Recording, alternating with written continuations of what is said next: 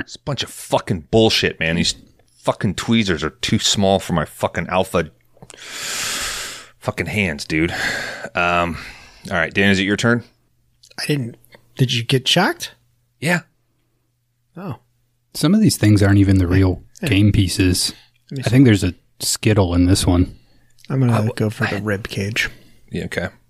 All right. Oh, fucking hell. God damn it. Here you go, Kron. It's fucking tough, man. All right, I'm going to pick up the... I need to drink more beers. What's that butterfly thing? Butterfly in your stomach? Yeah. Yeah, I think that's what it is. I mean, the sticker's so old, we can't really... I don't know. At this point, it's just holes in the thing. Yeah, go ahead. Sorry. All right, well, don't...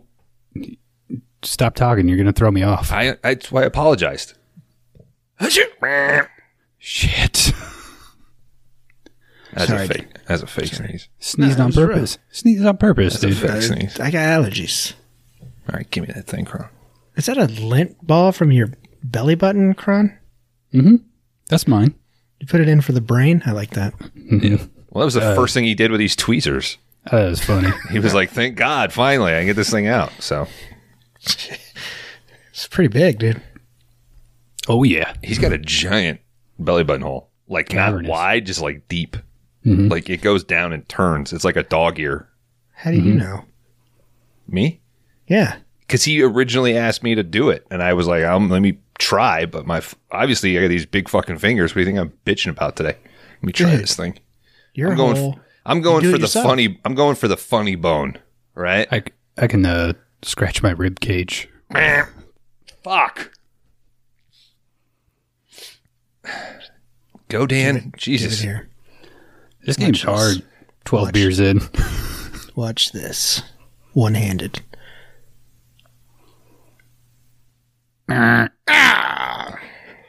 Motherfuck. Here you go, Kron. Thanks, buddy. I'm going to go for that Skittle, top left. How's this thing even working? You find it in the garbage? That's a good point. Do these have batteries? Oh, I plugged it in. It's got a fucking cable. It was like duct taped to it. Yeah. It was weird. Wait. Yeah, I wouldn't touch that, by the way. That seems wrong. There's 120 volts being pumped into this thing right now? Yeah. All right, Dan, here we go. lick your finger and touch the side of this thing. What are your hair sticking up? Mm-hmm. Did you go, Kron? Ow! Okay. Don't go for the top. Don't go for the Skittle. No matter how hungry you get. I think there's a fucking smashed penny in here. You're welcome. Dan can't get rid of those damn things. I can get rid of them. I just did. Go, Dan. I'm getting impatient. Like, I want to keep going. So go. I want to go again. Kron, just spill your beer on this thing. So No, you gotta go. He said. All right. Going for the femur. Son of a bitch. Has there been any customers today? No. I didn't even unlock the door. I didn't turn any of the lights on. Yeah. I think we talked about that a few weeks ago, right? Like, they'll build up. Like, if we see them line up, then we know. But I'm a little worried about flipping on the lights with this thing plugged in anyway. That's true. That's true. Remember when we caused that blackout? That's awesome. Wait. Were we playing Operation when we caused the blackout?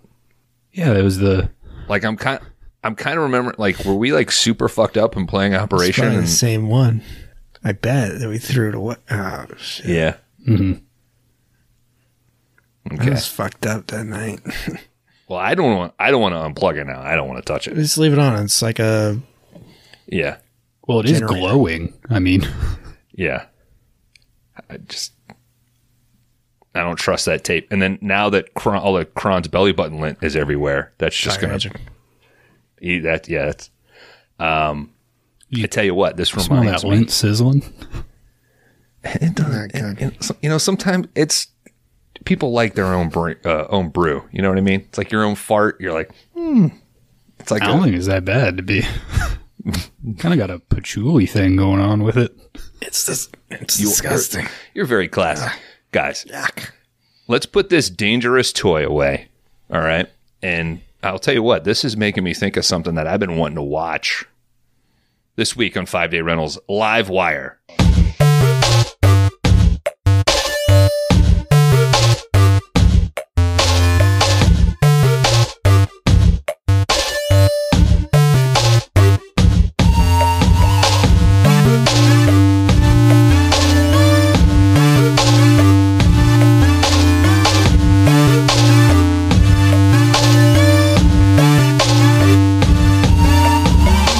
Welcome. This is 5 Day Rentals, the video store podcast. Each week, one of us takes a turn at picking a flick that we think meets a fun, non-genre specific category. I am Head Honcho Bones, and welcome as we kick off The Bond Is Not Enough. That's right, we're talking Bond actors, the big six.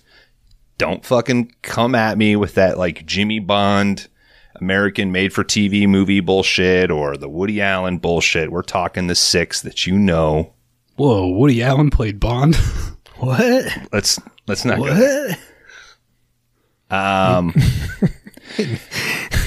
The two guys not Needs waiting a their bail turn. bond. Kron Howard, Laundry Dan. Guys, how are you? Howdy. I think you called yourself Head Honcho or something. So, I Chief kinda skipped over that. Supreme Kron signing on to the podcast. Hey, Master Blaster Laundry Dan with you here on KKPA Radio. That's fine. When you do the intro, you can do whatever you want. You can say whatever you want. It's the I'm gonna power end the feels show the next power week. feels good. I'm just happy to know Woody Allen's on the board for this thing. No, Fuck, I need to go. no, you guys aren't listening. That's the problem. Redo it. You're not paying attention. Looks like we're doing Manhattan. Guys, I started with, I'm going to say my Bond. Okay? Pierce Brosnan. I'm a Daniel kid. Craig. I'm a kid of that era. My favorite Bond movie, GoldenEye. Pierce Brosnan. A movie that I think we picked, 8 weeks ago? It feels like forever ago that we unveiled this category. Mm-hmm. And I just realized now we're just starting this category. Gosh. It's always nice when we first feel one. like we've been stuck in them for 3 months. hey, thankfully, this movie is 85 minutes, so we should not be here very long, which means we will be. Fucking 4-hour Yeah. show. You guys even familiar with this fucking thing? I honestly don't think I'd ever heard of this or what? knew that it existed. So I wanted to say that my dad might have drugged this home from the video store. And maybe I was at a sleepover or something. Just seems like the cover, he would bring that home. Like, multiple times. I don't think multiple times, at least once. Go to your friend's house. It's another live wire weekend, Dan. I mean, there wasn't. Sit your ass down. Yeah, there was nudity. I'll take that back. Hey, Diablo spoiler. let's just get this out there. I bought this DVD for $4. Watched the media unrated cut. Yeah, I'm dying to know. What's that one? 92 minutes? It's what was this, 85? Mm-hmm. This is 89. It is all in one particular scene, and we'll get there. So don't feel like you're missing out because you didn't watch the unrated version. Does Brosnan hang Stop the brain in the pod. unrated cut? Brosnan gets a little bit more active in the breasticle region of his wife. Let's just say that, and there's a lot more thrusting. I think this might have been one of those like one too many thrusts sort of things, but I feel like they're in the tub a little longer, and then they So are unrealistic. definitely on the. It's pretty good. It all looks familiar to me. Stuff I've done. Mind you, I'm too big for the average tub. Every dude only does like 5 pumps, dude. That's what it is. Were you just about to say you got a giant fancy tub in your house? Me? Brewster's Millions. You're not going to jump on the fact that Dan just admitted to being a 5-pump chump? A 5-pump chump is fine, as long as you're not a 1-pump chump. I'm just happy to get it in there, okay? That's all I care about. You're I don't Rudy. have to pump. You're Rudy. Put me in, coach. One play. I'm a fucking Mormon. I just want to sit it in there. Soak it. Let me tell you, Danny O'Neill is not soaking, buddy. He is full force.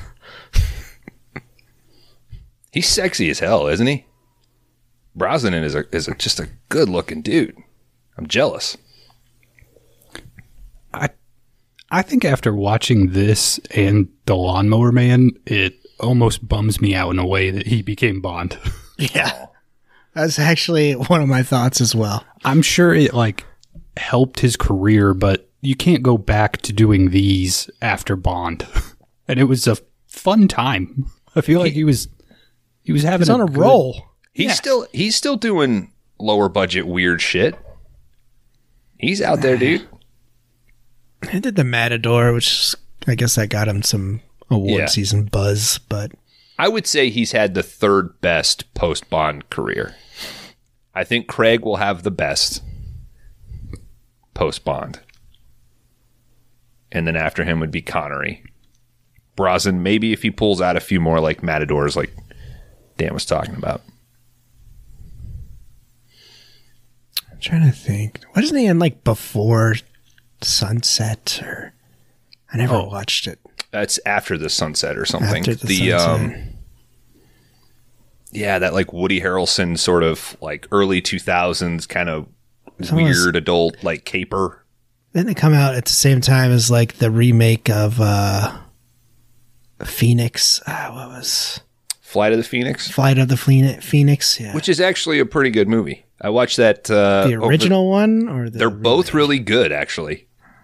I think the guy who had the best post-Bond career was Woody Allen. When you think about it. He directed all those movies, gotten a little hot water. You're welcome. He's gonna go all night. He's talking about having to save up his funny before records, and I fuck up and just why did you say Woody throw him Allen? a Woody Allen? Because he was fucking in Casino Royale with David Niven and shit. Was he? Did he actually play Bond? Wait, the old Casino Royale? The old or Casino the new Royale. One? Okay. I was like, what the fuck did I miss that? Yeah. Yeah. He's the guy who fucking whacks his nutsack. I think Excuse me, Reynolds is going to have to cover excuse me, that I one. hate to do this, but I just must. I can't do a Woody Allen. I'm not that fucking lame. We're here to talk Livewire. Are we just filling the time because we know this movie blows It's by? going to be done in 30 minutes. Forgive the pun. Dan, I hope your pick is locked. Yeah, you brought this whole Woody Allen thing in now. I'm just debating. So, all right, just to inform, we're talking movies starring Bond actors, and we can't repeat. So, I have my money on who Dan's going to pick. Let me hear it. No, I'll write it down at the break. Yeah, you should guess. I want to hear it. I was trying to start conversation by saying, Dan, I hope you're locked. I think you're locked because I know he's fucking locked. Circumstances have locked him. Let's just say that I've done a lot of digging. Is that a hint? Like 5 times? You dig 5 times and then you're out? Dig. I still remain everything that I am. You guys ready to get into this fucking thing? That was a Mudvayne joke. Yeah, I was trying to move past the new metal. Wow. Don't worry, you don't have to jump on that one. You guys remember that Mushroom Head band? Yeah. Sun doesn't rise. How do you think they're doing? The guys that playing dressed up Sun Doesn't Rise at fucking 15-seater venues.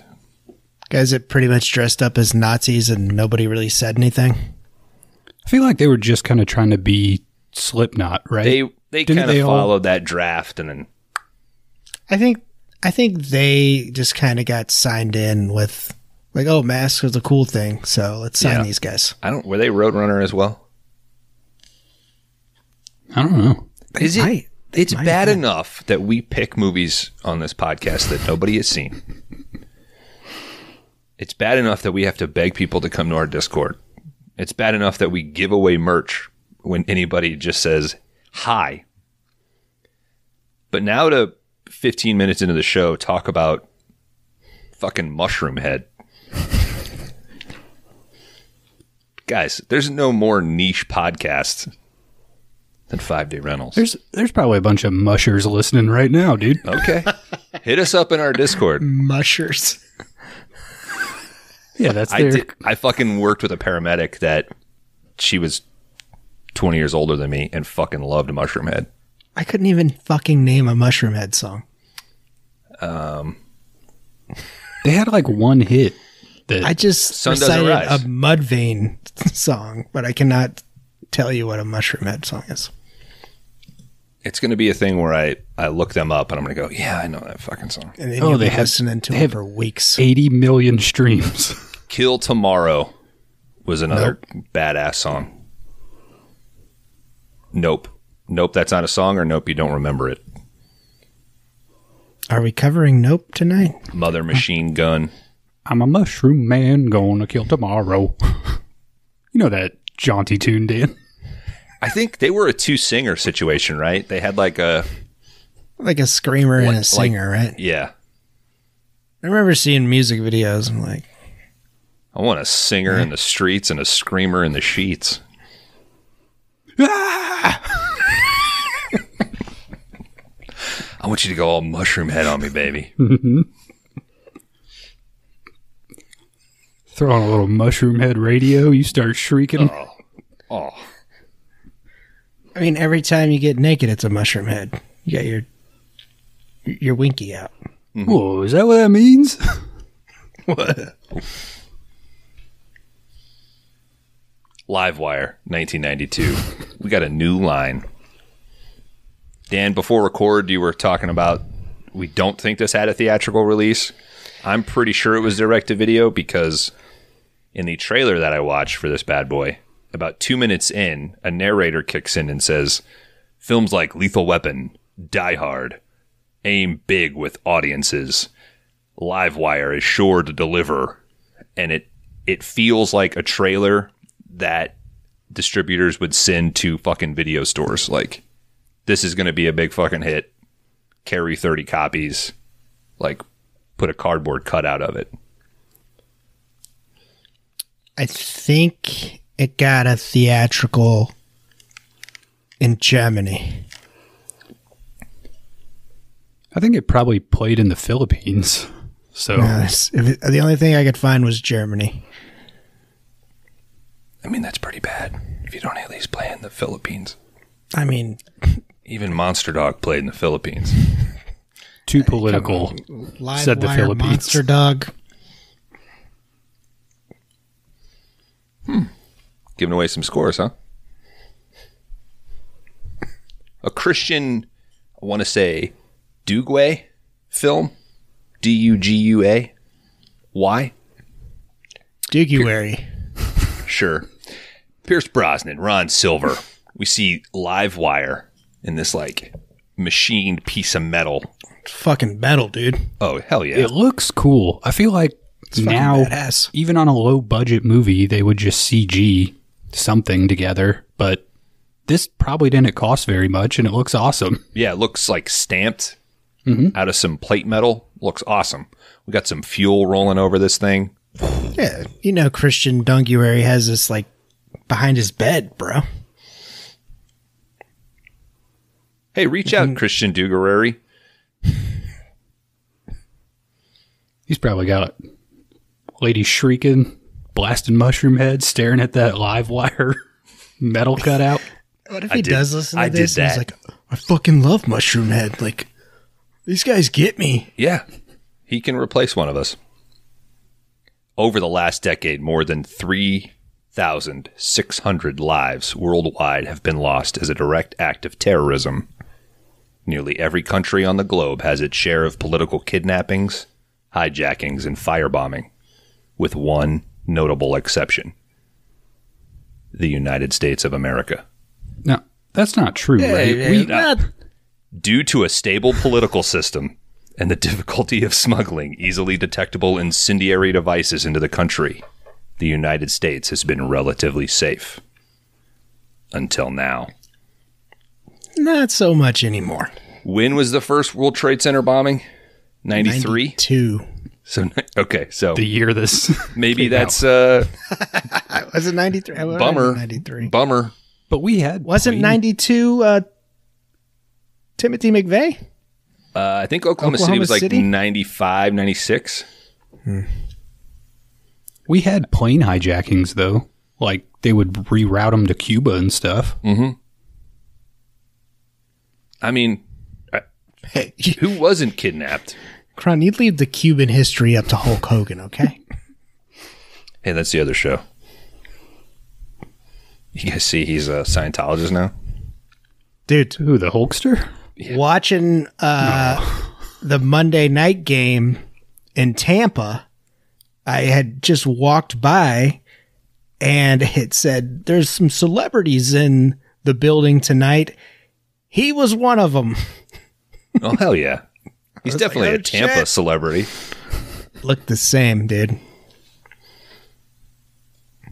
So Hogan's still alive. He is truly aging like a hot dog. Did he pop those guns at the camera? No, he was actually talking to another person. Hey, brother, Bloated. I'm pretty good on film. All right, we're in D.C., the nation's capital of Grab me America, 5 or 6 more hot dogs, brother. of where we're at here. The United States. Yeah, this country. Bones all shot in Washington, D.C. area. And you feel it, man. It doesn't feel like fucking Atlanta. It doesn't feel like L.A. Like it's got to feel. We start intercutting with some terrorist attacks. Footage of a downed Pan Am flight in Scotland, 270 killed. Beirut, U.S. Embassy, 241. Mediterranean Sea, ship with 400 hostages. It's a hot day. We see children cooling themselves in a cracked open fire hydrant. The shot blends into some water being poured into a glass at an uptight restaurant. Some senator sitting around. He's being hounded by his staff. Bones, I got a question. You were a firefighter at one point. I was. Does that get your blood boiling when you see these? I'm all for it. Okay. I'm all for it. I've been fucking hot and I've been a child. So, It's two things I've done in life. yeah. And you know what that means? It also means that fire hydrant has water and pressure, and that's pretty fucking important because I've opened a fire hydrant before and nothing's happened. But a bunch of moths comically flew out of it. There was a bunch of belly button lint. It was fucking weird. What the I've been fuck? Hot dogs? What the fuck? Yeah. I've been shutting down fire hydrants all over the city. This man's a menace. All right. Fair warning, listener. There's a lot of fucking senators in this movie. So sometimes I might just refer to them by the actor. And they all are upper middle-aged white men that all sort of look the same and their names sound the same. But this particular senator and his staff are talking about another. He points to the waiter. Hey, buddy, you forgot my glass. Waiter fills up his water glass. This waiter rushes into the kitchen. He takes off his shirt and he leaves the building. Senator takes a drink and he starts having a hot flash. He stands up. He's freaking out. He notices that another guy sitting at the bar gets up and takes off. Gives a little nod to the senator, but also like hits a timer on his watch. Senator starts freaking out. What? Do men get hot flashes? I think if you're a old Never had a hot senator, flash? yeah, I thought it was like from menopause. same thing. I think you can just have like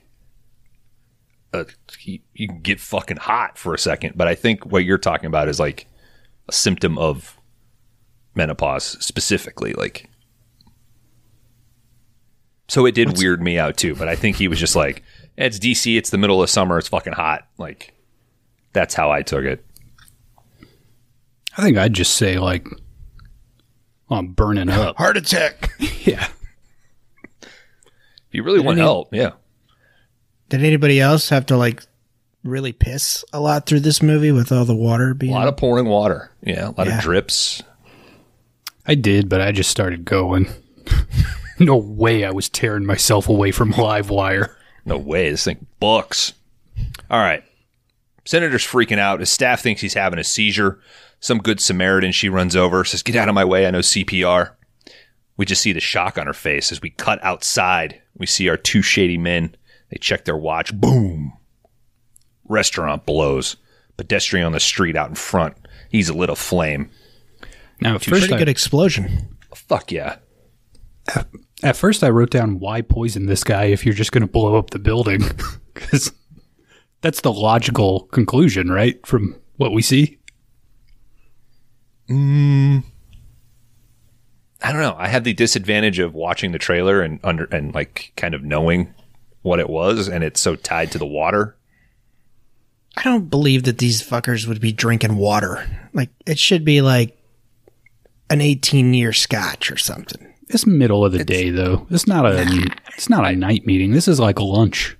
I think I'm kind of in the middle. I think this guy would probably have a drink, but I think with it just being so hot, I believe it. They definitely go out of their way to force somebody to drink some water later in the movie, which is pretty great. Spoiler alert, it's the water that makes you explode, people. This is all big water, guys. This is big water. Mm-hmm. You've been drinking it for years. Brosnan, he's sweaty. He's looking at this explosive that's under the driver's seat of a convertible. Hot blonde in the driver's seat. Am I going to die today?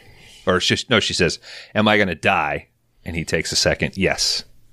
I mean today. You've got one eccentric husband. She says, have one affair and your fucking husband threatens to blow you up. He's pretty smooth here. Even lets her kind of like, what's your favorite color? Kind of on his side. Fucking that sort of is his decision making for cutting the wire. Turns out to be the wrong wire. Has to scramble and use her fucking gum to like make the contact and correct it. But he saves the day. So is this how you can disarm any bomb with just chewing gum? Mm-hmm. Well, that's how you get the wire back together so you can cut the real one. Yeah. Is he the only this is bomb early guy 90s in the bombs. area? He's just the best, dude. Mm-hmm. He used to work for Metro, but not anymore. But he's just so good.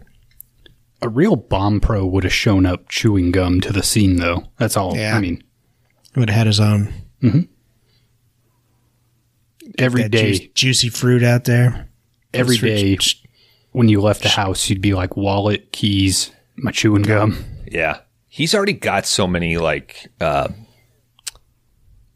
He's already smoking and drinking so much throughout the movie. I think chewing gum would have been just one more fucking thing, quite honestly. But it is. I mean, it is fucking cool. Like you're an action hero chewing gum is fucking cool. There is one thing that is a constant through this whole movie that he can not stop saying. Boom. No, stay the fuck away from my wife. Oh, well, you got a fucking reason to. I was hoping you kept a count on those. Well, he has to keep knocking down the rumor that everyone knows throughout the film, Dan. And I mean everyone. This is 92. Facebook wasn't even around yet. Right. So it's quite shocking to him that fucking security guards know about it. It must have happened at like a Christmas party or something. The waiters that blew up this restaurant know about the affair. I mean, that's how much this thing has permeated society. So he disarms the bomb. He tells this lady, I have an idea. Quit cheating on your husband and put on some underwear. Oh. His name is Danny O'Neill. I wanted to said the last line. It's just me. I mean, took that home by myself. I think it's a polite way of saying, hey, I saw your thing. you know. You tell people that you saw their thing? I think you need to, so you don't feel gross about it, you know? It's just a subtle... If it was a man, would this like, be a different story? Oh, for sure. I would tell him as soon as... I'm like, I'm not disarming this until you put on fucking underwear. That's not fair. That's discrimination. Well, I'm sorry. I would have said, don't cheat on your crazy husband. Nice vagina. That's even cooler. And I would have walked away chewing gum, dude. I don't... Maybe it wasn't nice because he told her to wear underwear. Excellent point, Dan. Maybe it was the other thing. Mm-hmm. We don't know. What do you think? Like too many curtains or something? No, wiener. Oh, okay. The ultimate curtain. In the director's cut, did they show the vagina? In the director's cut, that's what he pulls the gum out of. Oh shit! You're done with this, right? Well, that's convenient. Mm-hmm. All right, Danny's changing into a dry shirt, talking to the SWAT guy. And then he gets served with a fucking restraining order from some weasel. Danny freaks out, says, how the fuck did this guy get in this secure scene? SWAT buddy runs back over and says, sorry, Danny, there was an explosion in Delaware, and they're sending a copter for you. Man, I love Mondays. It's not Danny Monday, arrives at the bro. scene. It's your fucking job, bro. Mm-hmm. Oh, hey, why is his face all beat up at the beginning of this movie? Like, he starts with a black eye and that little... He's got the bandage thing. Yeah. He got into a fight with the senator. What senator? The guy they fight? Trying to Stay bang away his from wife. my fucking wife. Yeah, they fought. That dude didn't want anything to do with Danny. You can't fight a senator, dude. We'll get to it. By the way, that I senator... don't think you could do that, man. Worst illegal, hair. bro. Worst hair in this movie. Dude, I definitely... Worst hair. He's got a 90s Jonathan Taylor Thomas It's terrible. undercut or something. Yeah. I just said terrible and turd in the same sentence. Terrible turd. It looks like a poodle or something. Yeah, it's bad, dude. It's very bad. It's very bad. It makes his face look like a thumb, like the shape of his head. All right. Good helicopter pilot here. Yeah. I had that note. Nice, easy landing downtown. Guy's a pro. He starts walking into this crime scene. He stops. He lifts up the white sheet and checks one of the bodies coming out. Says, what's the shrapnel? Ceramic? Bone, says the medic. Oh, shit. Inside, some hot lady that Danny obviously knows that works for the insurance company. I think her name is Mariel. She's already there. She asks Danny if he really tried to throw Traveris off a balcony. He says, I couldn't get his fat ass over the balcony. Or over the rail. So Start lifting, bruh. That's what I took it as why he was beat up. That they had a confrontation and fought. I don't know. I think he could have kicked What else that would dude's it be? ass. I don't. That's Maybe his wife fought back. maybe this. No, is there was part- no physical violence against the wife, dude. Maybe the security came in and... We don't know what Maybe was this is going on. movie 2, and we missed part 1. No, I'm telling you what it is. And that's what it is. Maybe the Head first honcho. one. Kron, what was the first one called? Just Dead- Wire? Dead Electric.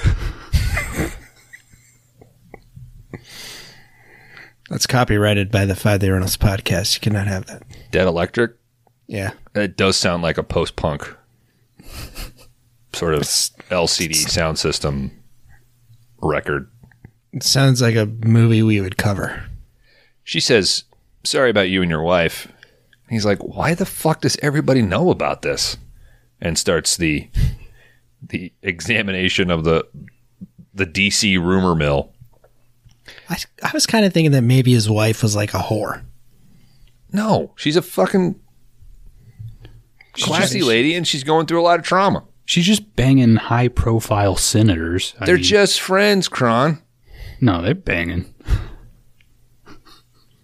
It's just a prequel to Jade. You don't try to throw a guy out of a balcony for talking. Would you throw a guy off a roof for giving your wife a foot massage?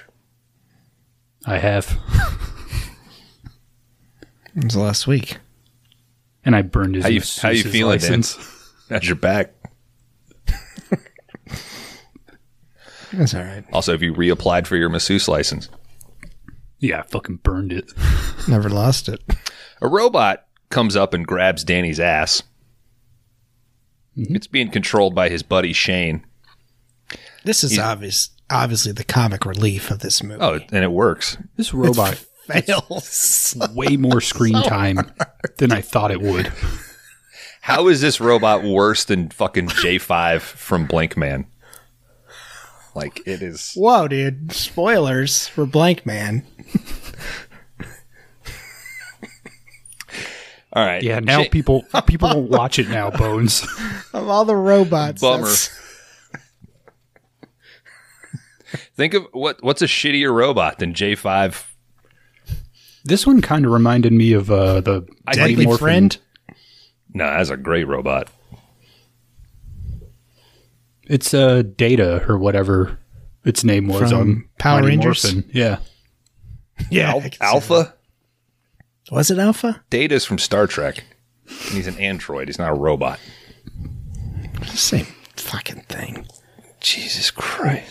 We have iPhones. I guess we got to do a fucking android category so you guys can learn the fucking difference. We've already done Android movies. I'll fucking make you watch Prometheus again.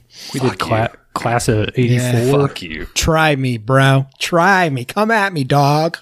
You like that movie now. Steve-O likes it too. Shout out to Steve-O. Love you. They can't find the device. What? What the fuck? These guys are pros and they can't find an explosive device or any evidence of one? They said the senator had a seizure and then boom, boom. You mean he spontaneously combusted?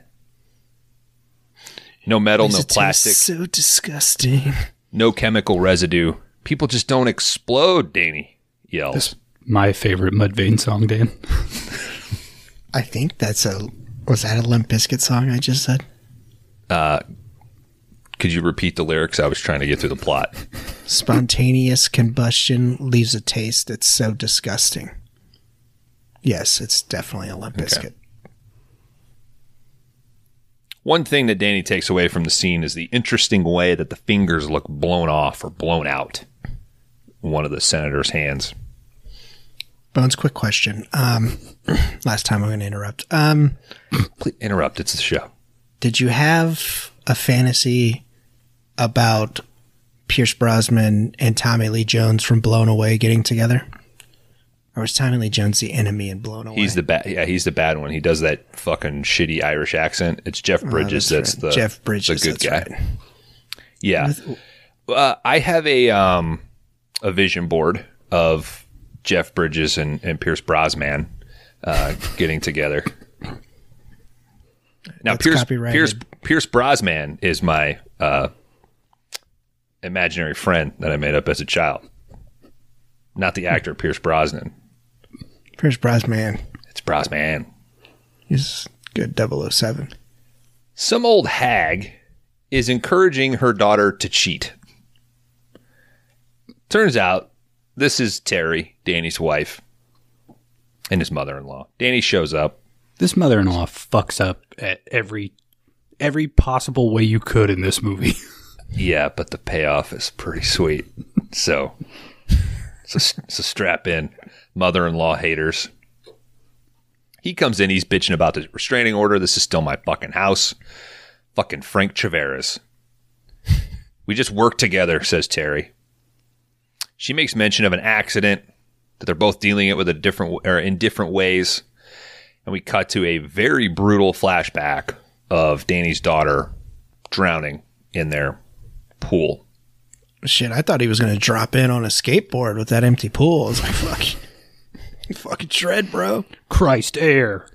900 points. Call Tony. I want to be a lord of Dogtown. Put on some Bad Brains and let's do it. We cut to a compound. Oh, the flashback is real. It looks like a soap opera. It's real. It's brutal though. Like it's not like. I think that's a real kid. I was like, is that a real kid? You think they killed a real kid? She did a good job. Yeah.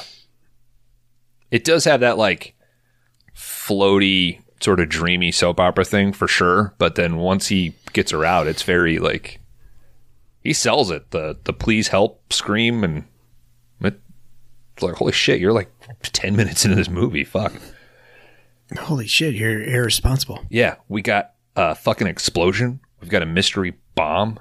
We've got senators getting their ass kicked. We got adultery. We got vaginas chewing gum. At this compound, we see our goon from before. This is Mikhail. He arrives at this beautifully blue-lit warehouse. It looks so serene in there. Very Michael Mann.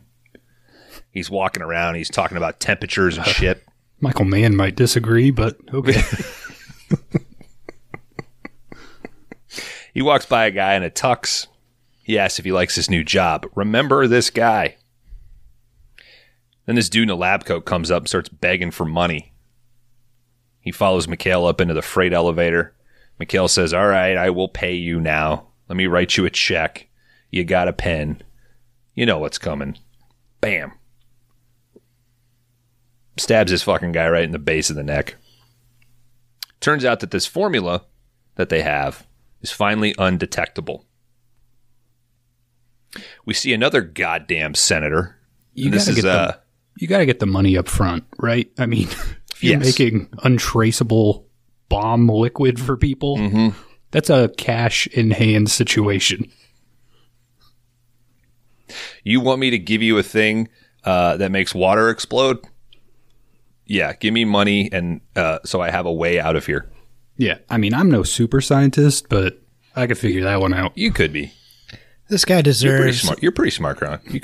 I think you should go back to school for a third time and be a scientist. I think you should go to MIT. Yeah. This guy deserves this lead pencil in the back of his neck. Because he should have just said, I'm still working on it. Took his working formula and sold it to somebody else. You know Johnson & Johnson was begging Pfizer, this guy. Pfizer would have been all over this shit. Mm-hmm. Well, they want it so they can then sell you a fucking vaccine. Yeah. People are exploding all over town. When you get our vaccine, you don't just protect yourselves. You protect fucking waiters and staff from also being blown up. And listen, if you listen to this episode, you cannot link Livewire with the vaccine to exploding people. I don't want to see that. I wonder if we'll get the 6 months down COVID the misinformation thing. Yes. That some things get. Yeah. That means we're official. COVID was never real. It was planned. Shut the fuck up. That's the spot right there to see if they'll put it on there. Okay. Yeah. I don't believe that. That's not our view, but we'll see if they're listening. It's not a view, Dan. It's a fucking opinion. Yeah. Yeah. It's not even an opinion. It's fact. Yes. Thank you. It's real, and it's still very much among us, and it will be forever. Guys, I am fucking terrified to get the shingles. Every time I hear like a shingles vaccine commercial, and they're like, everybody above 50 who's had chickenpox is qualified. I'm like, give me that shit now. Like, I don't want to wait till I'm 50. I think you got to wait. Right. I don't want no shingles. So the shingles can build up in your body. Then they'll vax you right before it happens. You're fine, dude. You just get some spots. You're all right. Shit. They hurt very badly. Yeah.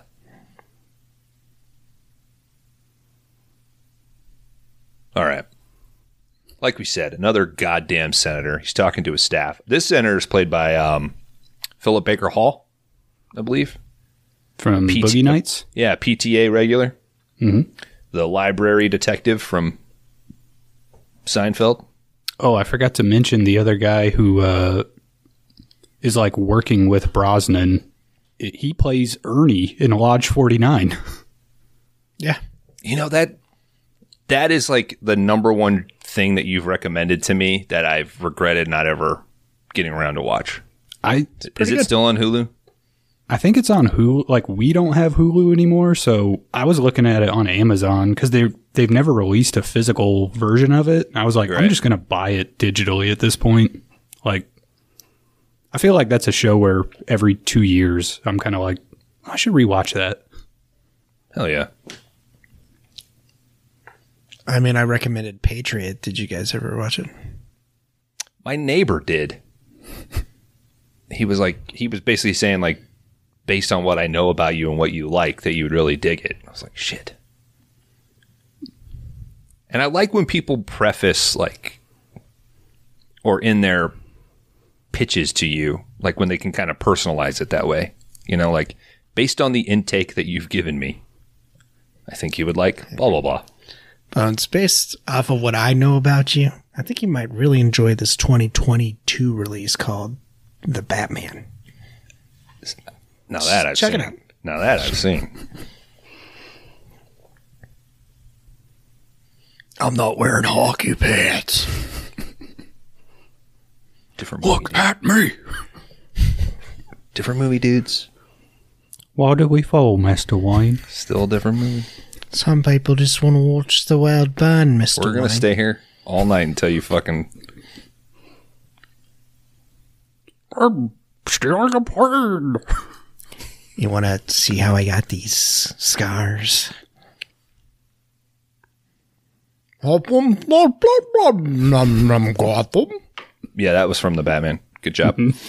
All right, so he's telling his staffers he wants like an emotional. Hey, speaking of Nolan, check out my episode with Manish on It Pod to Be You. Good review so far. I shared with him. Hey, I'm getting good feedback, and he shared the same. So if you're, I think we both came around to deciding that Inception is our favorite Christopher Nolan movie. Wrong. I know Kron's is probably Memento or some shit. Memento, yes. Clearly the best movie he's ever made. Take away his budget. Give him $1 million, see what he can do at this point. Can you guess mine? A point of discussion. Your Prestige. I'm a Dunkirk dude. Nah, get the fuck out of here. What have you've watched it like 6 or 7 times now, right? That's the only way to really get it. 4? Maybe. I had to check my letterbox. Land, sea, air, dude. Come on. It's not that hard. You're going to love it. You're going to fucking love Oppenheimer, Dan. That's my takeaway. I don't understand why it's in IMAX. Why does it need to be in IMAX? He set off a real atomic bomb, dude. No, he did not. You got to get that big film to capture that. Are we going to go watch it? Are we going to cover it? No.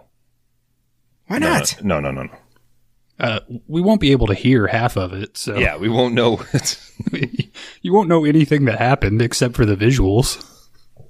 It is the 20th. We have too much on our plate. By the time that this episode comes out, Thunder in Paradise will already be out, and people are going to be just barking at us to get those things out. Okay? I did get a comment today of like, I can't believe you guys are doing Thunder in Paradise. I'm so excited. All right. Your friend Terry. It's my way back in, brother. All right. He wants a speech, some kind words, some emotional words to say about this senator that blew up. He gets a phone call. It's Mikhail. Mikhail brings up being cut out of some deal, a loss of $10 million. Senator goes, no, Victor cut you out. Mikhail says, yeah, Victor cut me out. Look what happened to him. Victor cut you out and you got your retribution, says the senator. Yes, but you can't buy Italian villas with retribution. Mikhail threatens to go public or kill him. Back off, says the senator. You're a dead man. Again, with this technology, you could sell it to anybody. 10 million is nothing. could sell it for 30 or 40. Anyway, what were you going to He's an emotional fucking dude, all right?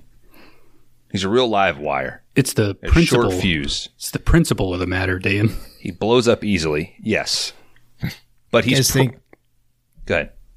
I was just saying, so you guys think this is where Mountain Dew came up with Livewire? What can we do? Sure.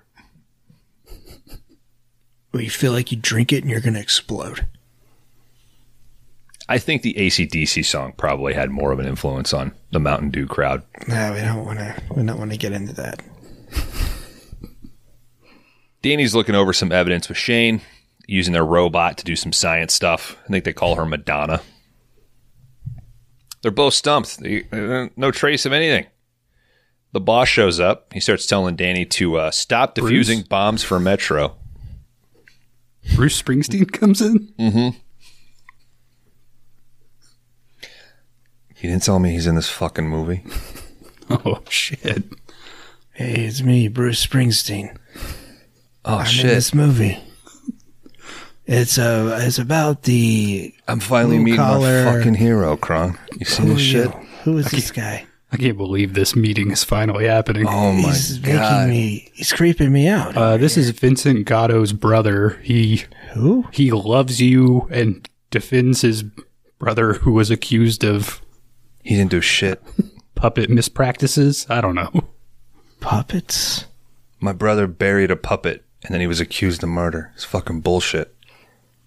I just write songs about the common man. But he's a big E Street fan, so So he's not a fan of me? don't let all that puppet stuff throw you.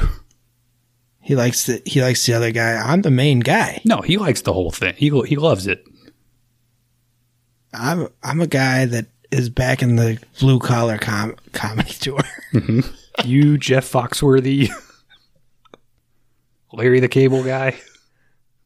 Listen, I think you wish I left could have yourself them out of the for me. bit. I think we doubled down.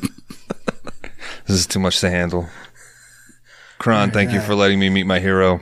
There's No a 10th problem. Avenue freeze out over here. I gotta go. I got a puppet to bury. Whoa, you got your own puppet to bury? Yeah, I got one now too. Shit, Oh runs in shit, the family. Vincent Gatto. Hey man, glad to meet you. I'm Laundry Dan. That's Vincent Gatto's brother. Vincent Gatto is dead. dude. My brother's dead, you fucking Dude, asshole. you look exactly like him. Twins. What's this I hear? You got a puppet too? Yeah, Pinocchio's Revenge too. Again, Pinocchio's Revenge, Puppet Is that 2. the title? Pinocchio's are back, dude. We're cashing in. Did you watch that Del Toro one? Yeah. How'd you Guy like Ritchie Del Toro brought it back. I can't wait.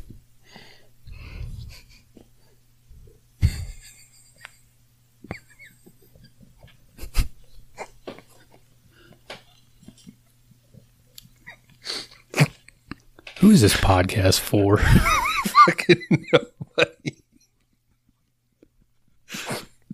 Who's the target market?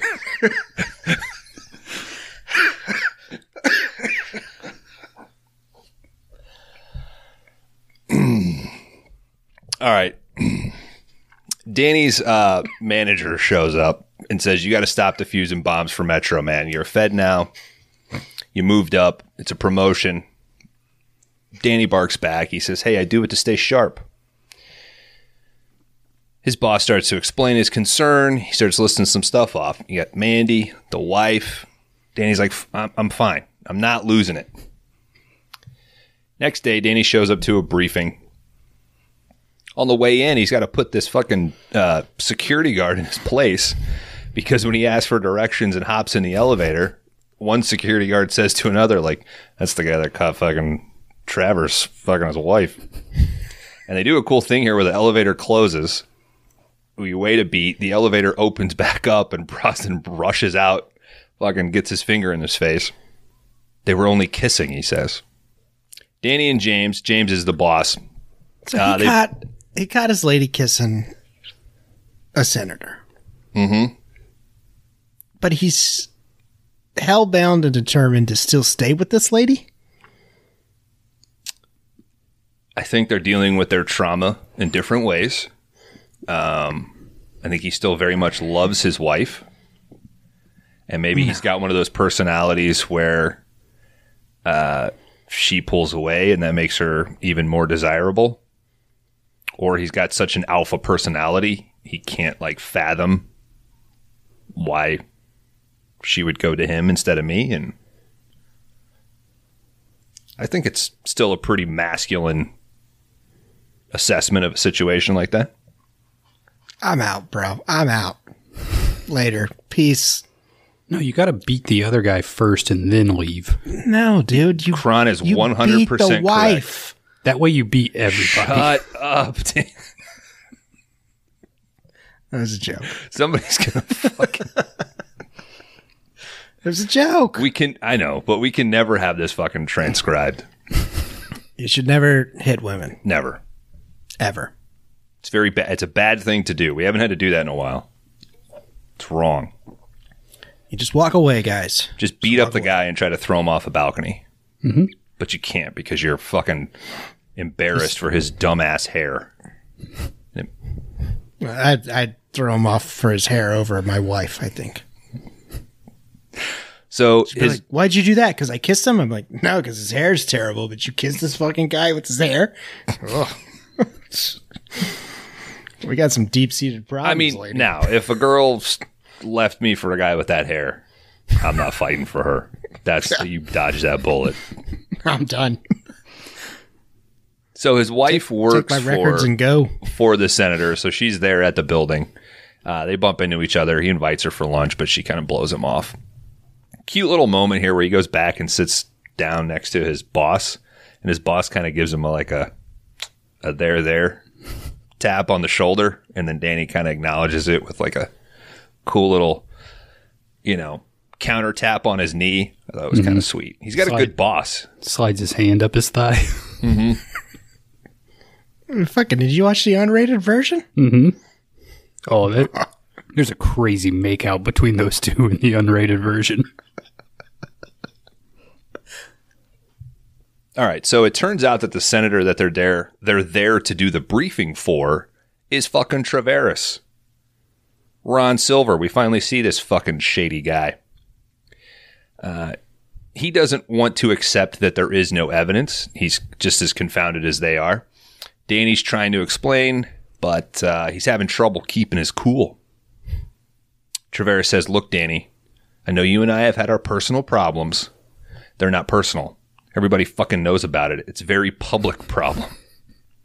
He's not lying. No. This is business, O'Neill. Better learn to separate them from your other problems in your life. You touch my wife again, and I'll separate you from the rest of your life. Badass line. Shane is just openly laughing at this shit. Like this fucking... this little argument in the senator's office. And James finally stands up for his crew, says, we'll get you something. We see Philip Baker Hall. He's getting into a limo. Now, before he gets in... Is Shane the Lodge 49 guy? Yeah. Because I think there's a part where he's like, I'm not even married, so it's no problem for me. Yeah. All right, so the Senator's about to get into his limo, but before that happens, we see the guy in the tux from the compound earlier. He's a limo driver.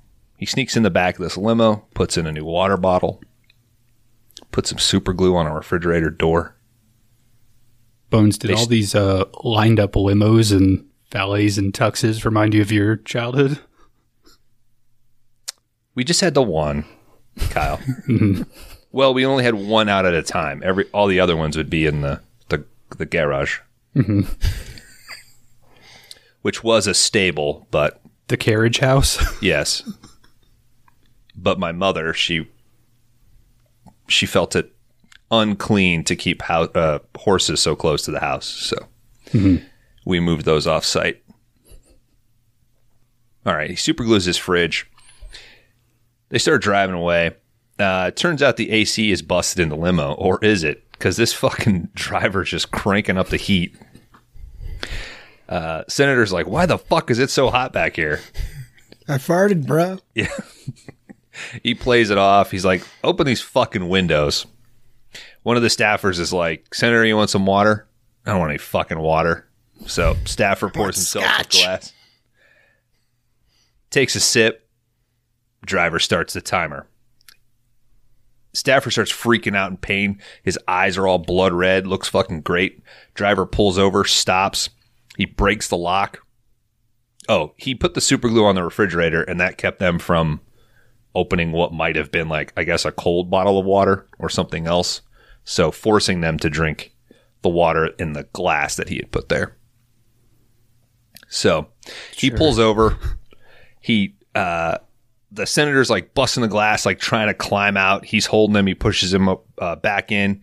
He runs just out of the way of this explosion. Boom. Takes out one of the escorting motorcycle cops. Just as like another car drives down the road and hits the fucking limo driver and knocks him out. So he's caught. And obviously he's fucking involved in this thing. He is caught and arrested. Mikhail is with Alred, who is the fake waiter from the beginning of the movie. He's bitching at Alred about his goon getting caught, orders him to just kill him. We're at the driver's arraignment. Traveris is getting hounded by the press. Everybody kind of makes their way into the courtroom. Danny heads in as well. Are they conveniently in a bomb-proof courtroom? Because there's those huge, like, dividers. I think they're bulletproof panes. That it's probably just extra security given the nature of the arraignment. Like, since this guy just assassinated a senator. Yeah, but didn't they melt? Don't give it away, man. It's like one of the fucking coolest shots on the movie. It's just a Diablo. Okay, so.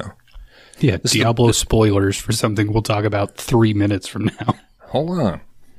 Shut up, Kron. This is where I wrote in my notes that Traveris has like the haircut of a 90s kid.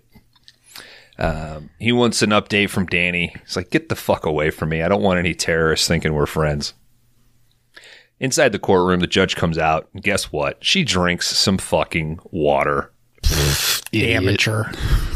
The driver looks into the audience, sees that Alred's there, who gets up and leaves. Driver starts freaking out. Get me the fuck out of here. Get me out of here. Danny orders the senator out. He starts trying to get everybody else out, and the judge fucking explodes.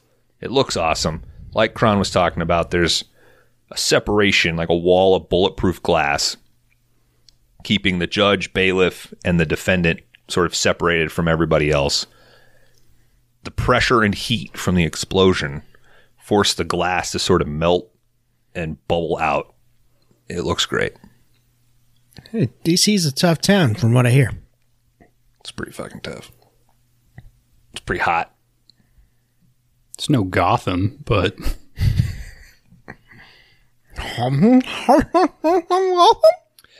She was the device. Danny starts explaining. He's outside talking to Shane. Do you think it could be the water? Shane starts driving his fucking robot around the courtroom.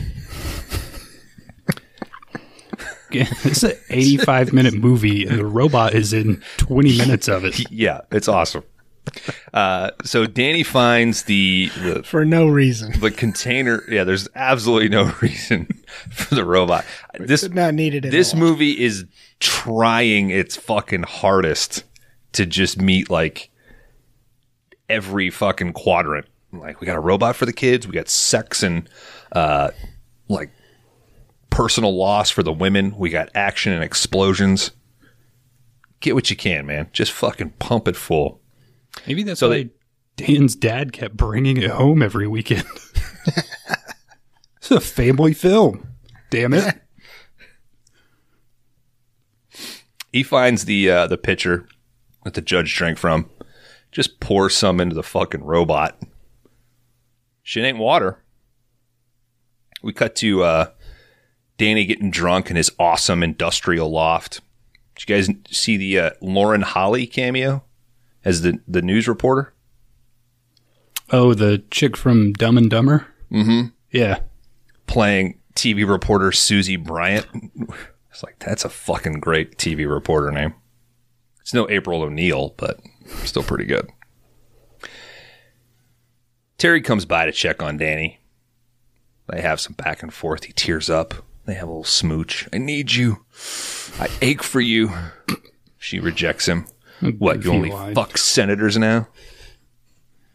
I tried it the other night. It tastes some ibuprofen. She slaps him. She leaves. We see Traveris losing at fucking racquetball. This guy sucks. Gets all pissed off. Goes and takes a shower. Inside the bathroom, he's met by Mikhail, who wants his $10 million. Did you have another racquetball movie? Somebody had another racquetball movie. Yeah, Jade. Right. I knew it. I was like, where the fuck was racquetball? I was like, damn, I know we covered something with racquetball. So yeah, you're right, Dan. This might be a fucking prequel to Jade. Mikhail starts threatening Travers. He says, or Traveris. Fucking autocorrect. He's threatening him. He wants to go public. Or he says, no, you better not go public. Because I know about the $50 million that you made off this arms deal. It's kind of got Traveris by the balls here. Saying a race, it's a goddamn arm deal. I mean, you guys know Traveris is bad, like, as soon as you meet him, right? Traveris is our main heel. Yeah. He's the... No. He's a sidekick. No. We'll get to that. No. You know, he's bad, but he's like a separate... He's like a parallel villain. Yeah. We're at the Bureau. The robot's just fucking roaming the halls and shit. Danny shows up, pours a cup of coffee, gets a briefing from his boss, James. James points out an interesting fact that both of the dead senators headed up a Middle East anti-arms deal. Danny suggests, well, is this somebody trying to scare them into a veto? James says, well, it turns out there's one other senator that sponsored that bill. It's that wife-kissing, racquetball-losing senator. Son of a bitch. Fucking motherfucker. We take a pee break.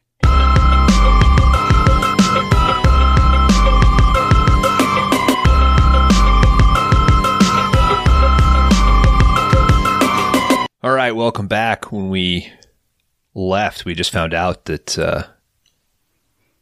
Traveris, he's fucking dirty. Travers. You piece of shit.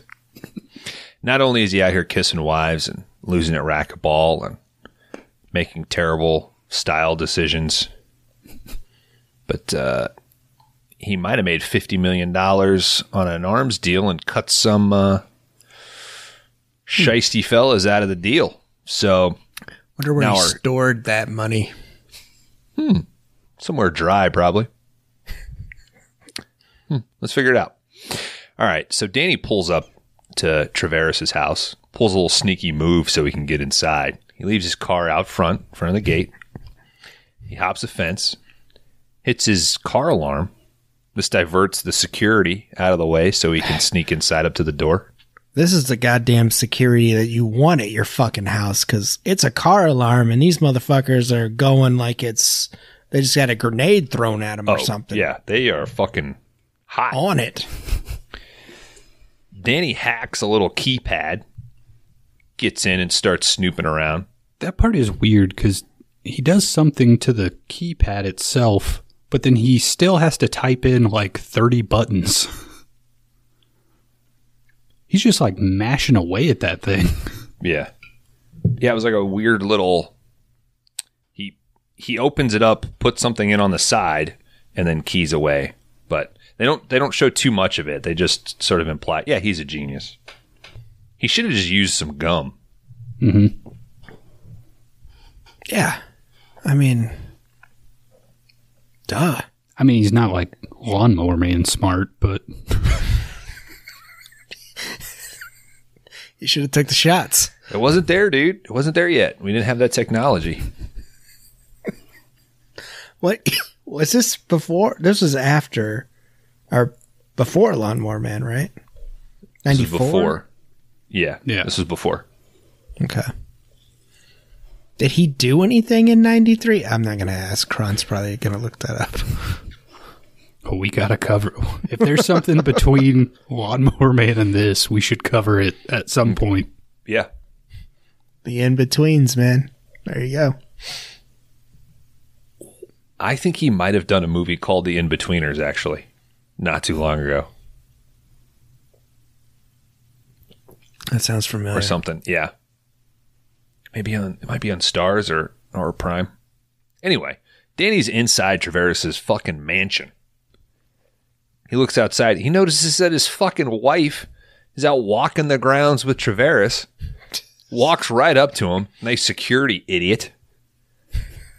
They throw his ass out. He gets booted.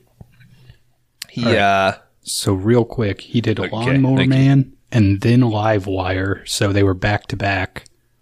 But after that, he did a movie that's called Death Train that is looking all right. Oh, shit. Okay. Sorry. So to confirm, Lawnmower Man was first, then Livewire. Okay. Oh, is that Patrick Stewart in the background? It might be. Oh, Is that Meatloaf? yeah. It's Fucking Patrick Stewart. Send me that shit. Fuck. I Stay tuned for Death Train. think I might have to change my pick tonight. No.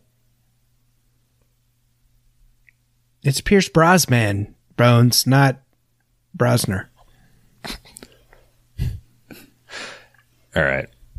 We see Danny getting wasted at a hotel bar. He's there with Mariel, that insurance lady. She's hooked him up with some information on Traveris. It's not much in the... Remember when you could smoke in bars? Fuck yeah. You can still smoke in a few bars here. There's one particular, chain of them that... You can smoke in any of them out here. You just got to go to the bathroom. Hope you don't get caught.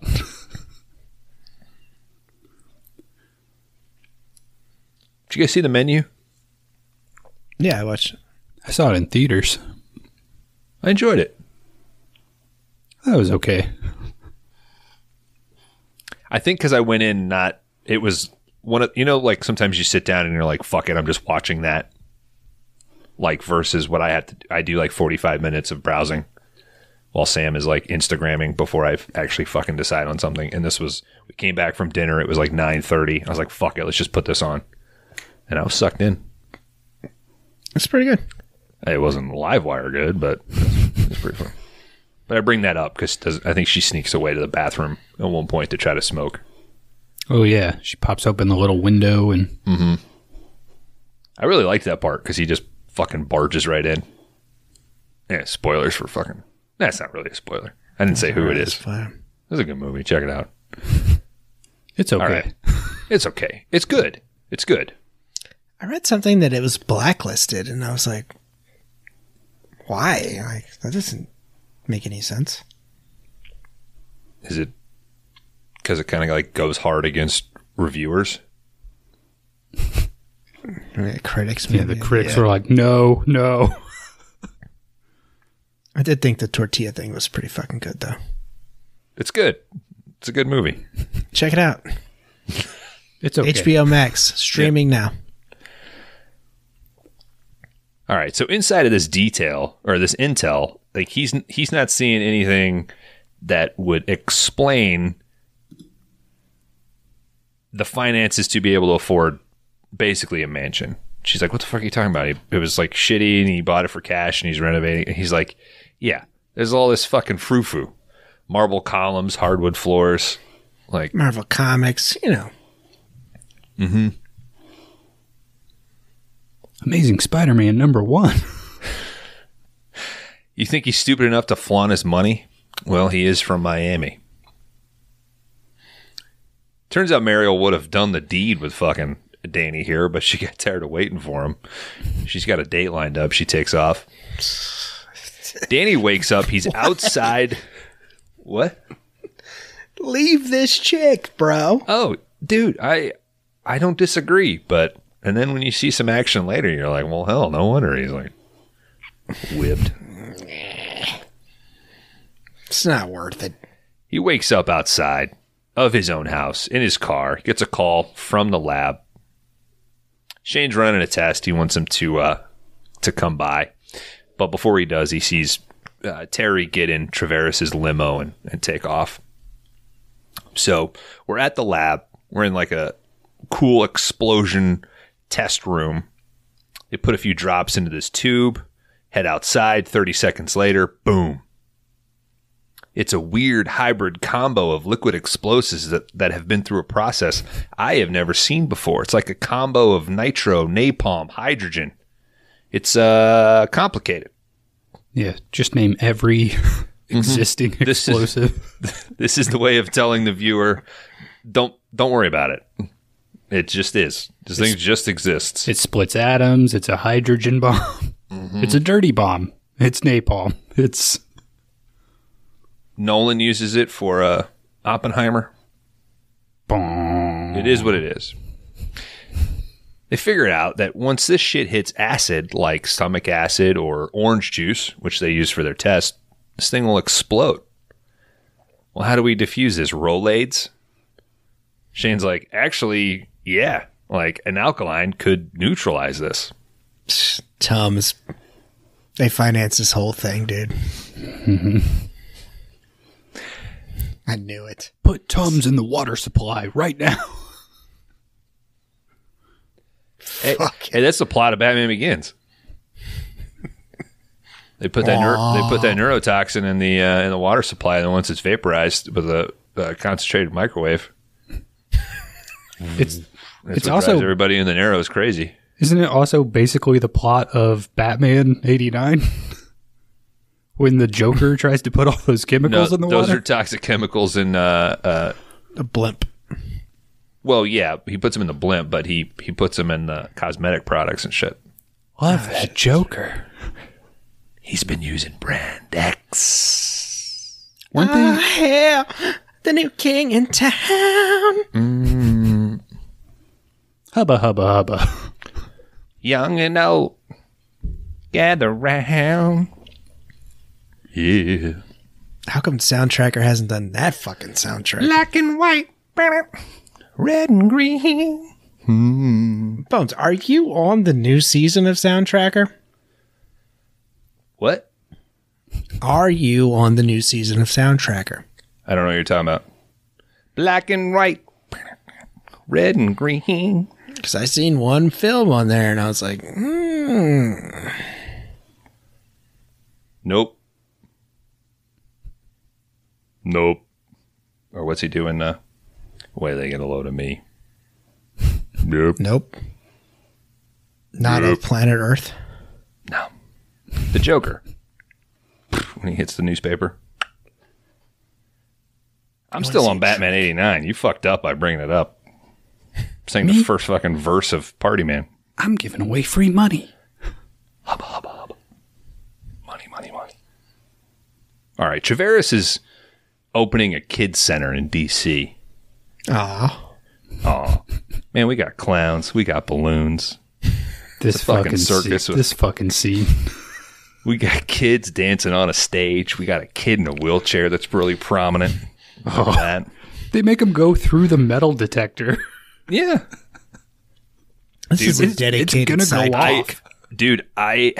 I witnessed a very awkward interaction when I flew for Thanksgiving. They pushed an elderly gentleman, like he obviously couldn't go through the stand-up like scanner, so they had to push him around. They made me move. I went through. I was waiting on my stuff to come through the machine on the conveyor, and they were like, "Sir, we need you to move." And I was like, "Yeah, but I got to get my fucking laptop." Like that was like the thing I was worried about the most. Like I want to get my fucking laptop off of there. They pushed me out of the way, and then older Indian, Middle Eastern gentleman in this wheelchair that they're pushing up, and they're like, "All right, we still have to check you though." And he's like, "What?" And they're like, I need to like basically feel you up. And he was just like, no. And the security dude puts on fucking gloves, and I'm like, are they gonna fucking cavity search this old dude like right here? And they lean the guy forward, and he's like, no, please stop. And they're running their hands up his back and shit. And then we hear like, stop. like 4 or 5 people back waiting for the scanner. This woman like tries to run up. I guess he had like some condition or something, and the guy was just like straight up pushing on like his pain or his cancer or fucking whatever. Shit. It was brutal. Yeah. But she was like, please stop, and tried to pull out some paperwork. But and then that old guy was like, oh, just let me grab my computer and go. That one, it's mine. Mm-hmm. I'm just trying to listen to the newest episode of 5 Day Rentals. Mm-hmm. Shit. It's the one that is still playing Mushroom Head.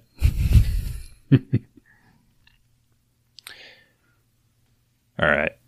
The senator's waving, taking photos. We got cotton candy. We got a lemonade cart. Who do we see working this fucking lemonade cart? It's Alred, dressed as a fucking clown. What a great sidekick, dude. Oh, yeah. As Chaveris takes the stage, Danny and the robot show up. They start warning the authorities about a bomb threat. They get everybody freaked the fuck out. They're trying to freak out. There's a guy on stage like, please stay calm, everybody. No reason to freak out. The kid in the wheelchair, he gets knocked over.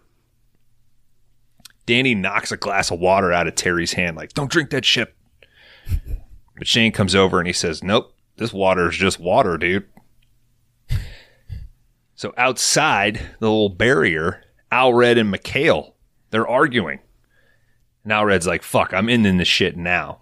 Runs back through the barricade, grabs that lemonade cart. Remember the acid? Tries to push this fucking lemonade cart into the middle of the fountain, or into the fountain in the middle of the new kids center. Oh, that's what it was. The whole time I was like, well, if there's no acid in the water, how's he going to set it off? Mm-hmm.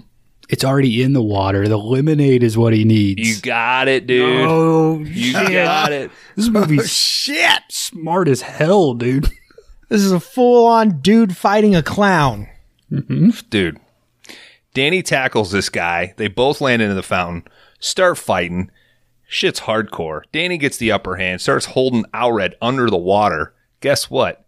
It ain't fucking water, because Alred gets a fucking mouthful of this shit, comes up, eyes are all red. He starts seizing. Holy shit. Shane is smart enough to grab that poor kid's wheelchair, runs over to Danny, helps him load Alred into the wheelchair. Shane's like, you got 10 fucking seconds.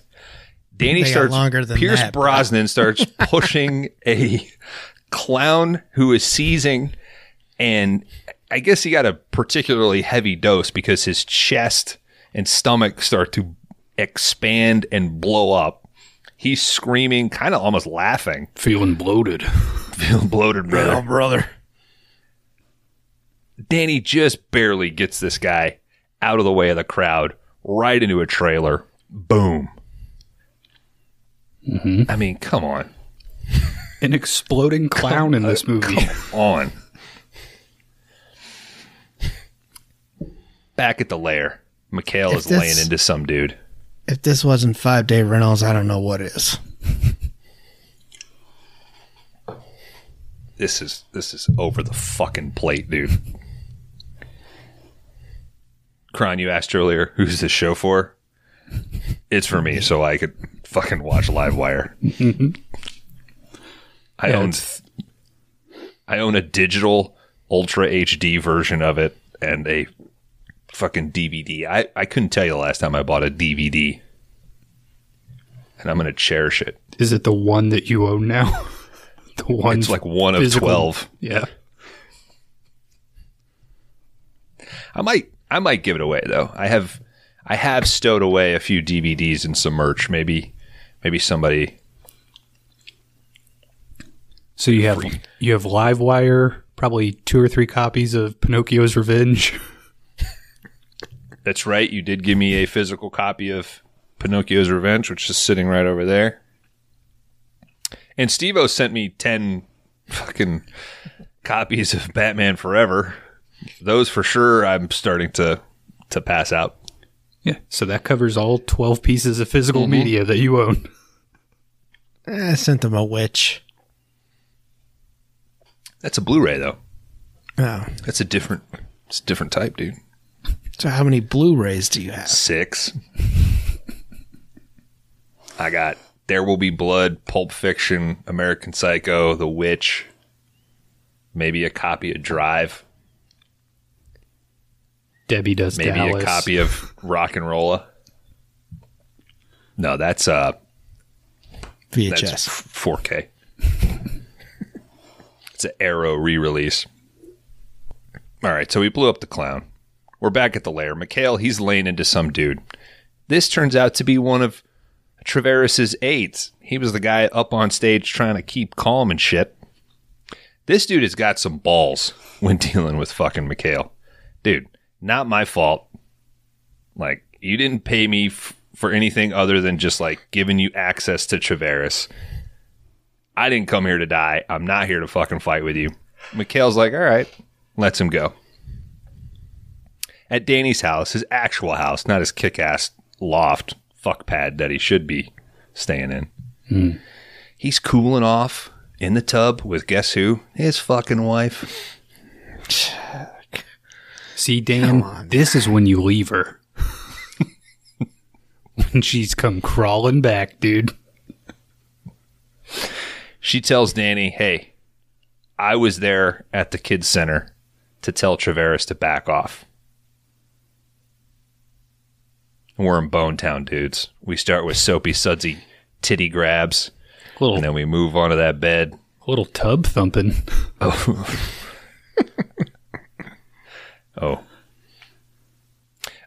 Yeah, the unrated cut has it is like a 4 or 5 minute scene in the unrated cut. I was like, this verges on 11:30 Cinemax territory. Nice. Traveris' house. He comes home with a few guards, heads upstairs, gets a call from guess who? Fucking Mikhail. Look, I've already alerted my security, and I have a man in the house. Your sexual preferences don't interest me. Boom. No. Got him. Fucking roasted his ass, dude. Roasted him. Now, homophobia isn't funny. It doesn't age well. But I still appreciate some good wordplay, which this is. Don't say that after I made my joke. Hey. Makes me sound like a scumbag now. Scumbag, dude. Gotcha. Roasted him. Fucking roasted me, dude. Traveris caves. He says, all right, you'll get your fucking money. Just as Danny sneaks in, holds a gun to Traveris' head, takes the phone. Mikhail knows that it's Danny on the other end. He says he's got a threat coming. Danny tries to call his house, but his fucking mother-in-law won't put Terry on the phone. Doorbell rings. She hangs up. It's Ben. No, she hits hold, which runs the phone bill up, I guess. So even worse. Another fuck even up worse, from this Kron. lady. Yep. That's how you ghosted people on a landline back in the day. Just anytime they call, hold. All right. Doorbell rings. It's Ben, who is the aide that Mikhail was just laying into. He's there to pick up Terry. She refuses. Ben starts to use some force. Let go of my daughter, yells the mother-in-law. And then she gets knocked the fuck out, and you sort of don't care. In a way, you're like, this feels almost as good as the tub fucking. Yeah, it should have happened. It's kind of satisfying. 40 minutes ago. Outside Traveris' house, the guards are dead. Multiple goons start opening up automatic fire on R2. They have to run back inside. And it's on, dudes. Danny starts rooting around through the kitchen. He starts grabbing an assortment of household items. He's got foil, fertilizer. Mm-hmm. That's where I keep my fertilizer, in the kitchen. Mm-hmm. Traveris, he kind of admits to the embezzlement. What were you going to say? I think we skipped over just a fucking fun detail for the second time in a row here. Jade once again had some vases destroyed, and there is a vase destroyed in this mansion as well. Are you talking about the one that is shot up on that center table? It kills as well. Yeah, I'll get to the kill. Okay. Yeah, that I wasn't gonna skip over. That hasn't happened yet, Daniel. Oh fuck! All right. Traveris, he's starting to kind of admit to some embezzlement and some shit, but he's like kind of trying to downplay it. Danny, he jumps in with that MacGyver shit. He uses a fucking butcher knife, hacks away at the fucking gas line underneath the counter. He uses a power... Yeah. No. He takes a power cord, which has been like cut, plugs this bad boy in with some, and it's got foil on the end of it, and he basically makes like a little switch by the kitchen door. Leaves. Mikhail and his goons come in. One goes through that kitchen door. He gets blowed up. Now, when did it hit the whole gas line? Like, when did the whole house explode at that point? Because it should shoot through the rest of the house. I mean, once you light the gas on fire. You make an interesting point. I guess it would depend on where the gas comes in, because there's going to be a relief valve on the way in, probably. I don't know, because I think some gas lines, like regulators, like if a certain volume of gas is used in a short amount of time, like it would. I'm doing a lot of fucking over explanation for a movie that I really like. Yeah, and I don't mean to poke holes in live wire. I mean, don't you dare. Don't you dare. Not at the 80 minute mark, and you're like, how the fuck? All right. Yeah, you probably make a good point. The whole fucking house probably would have fucking exploded. But so this goon that gets blowed up, he comes back outside and starts like, he accidentally shoots another goon who goes through like plate glass. Danny and Traveris are upstairs. Two goons run up. They're kind of over the stairs on this balcony. Danny shoots both of them. One of them falls over the ledge and lands on that busted vase that Dan was talking about. It's fucking awesome. So sweet. Laying in that fucking table. Mikhail kind of just stares at him. Starts getting fueled even more with fucking rage. Traveris tries to sneak away real quick when Danny's looking for Vaseline in the bathroom. He says, nah, get the fuck back here. Cuffs him to a column. Starts to make another trap. He scoops out that Vaseline and he says, he's like, are you planning a party? What does that mean? I think because of how much Vaseline he had. I don't know. I think it's a homosexual joke. Yeah. Yeah. So doesn't age well.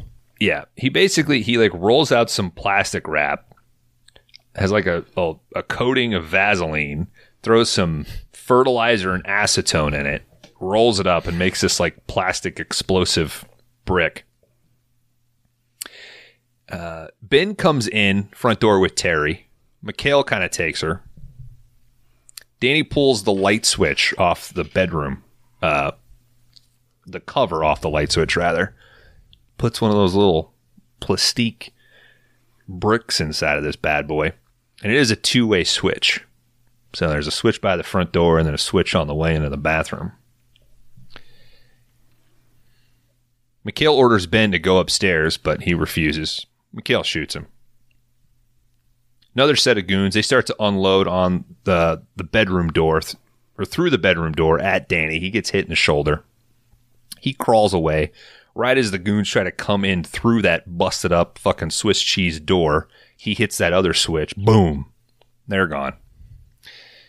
Danny cuffs himself to Frank, and they head up to the attic. And fucking Traveris is like in a panic and pulling Danny along. And Danny's like, fucking slow down, son of a bitch. I've been shot. Now, when they got into the attic, were you guys fucking stoked? Speaking we're of about stoking, to see a fucking fire poker. Mm-hmm. Did you see one? No, I didn't. Oh man, I got really excited though. Yeah, there was one up there. This probably was. Yeah, rich people have fire pokers in their attic. One of the many patterns we are uncovering If you keep Bones fertilizer, is knocking this out of the house. if you keep fertilizer in your kitchen, you got a fire poker in the attic. I mean, Yes. Put it on a t-shirt. So up in this attic, Danny needs a pipe. So he finds a pipe coming out of the attic wall, Just rips hits it that off. crack, and falls asleep. I'm tired. Fuck this shit. When he rips the fucking pipe off the wall, a bunch of the plaster and shit fall away. And what do you find? Shit ton of cash, dude. This dude is literally squirreling cash away in his attic. No. Just buy a car wash. he's got I don't 50 mil to. I mean, Gotta put it somewhere, dude. He just walked around his house and looked for the first hole, and it just happened. Like, maybe he started from the top down. Like, well, nobody will find it up here in the attic next to this random pipe. I mean, that's my Saturday night. Just walking around my house looking for the first hole. Jesus. I bet if you were a senator.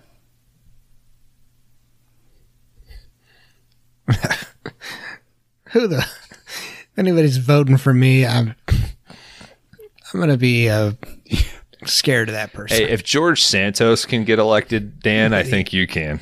He got elected, but he got kicked out.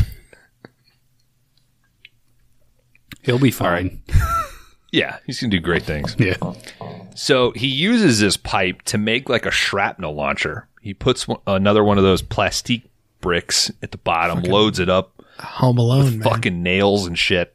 Well, it's a zip gun, isn't it? Like, that's basically what he's put together. Yeah. Get him in New York with Kersey, man. I mean, It's crazy, like, with how many explosions there are in this movie, how little the body count is.